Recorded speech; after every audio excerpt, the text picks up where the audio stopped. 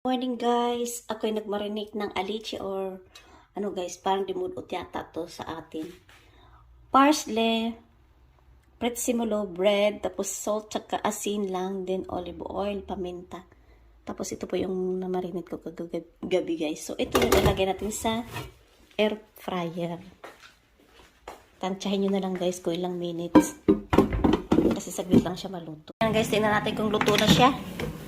Ayan guys, okay na siya. So, ayan, luto na yan. So, yung iba naman guys, dito ko siya lulutuin sa kawali. Naglagay lang ako ng konting mantika. Tapos, ganyanin natin siya. Dito natin siya lutuin.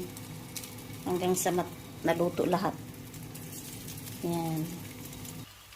Ayan guys, wait na lang natin siya maluto. Then, ibalik ta rin natin siya. So, ito na yung guys, naluto sa air fryer. Guys, ito na po yung luto sa kawali. So, ayan. Tingnan natin. Guys, sarap ng ulam ko.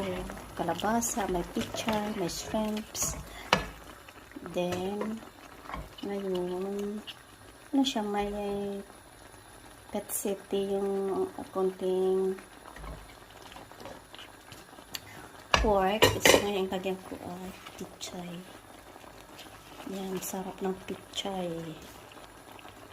Seconds lang yan guys. Luto na yan. Wow. Gisa lang po yan guys. Gisa. Wow, sarap na. So yan guys, luto na.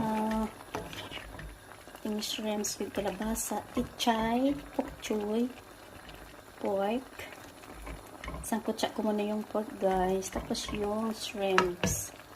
Luto na yan guys, sarap.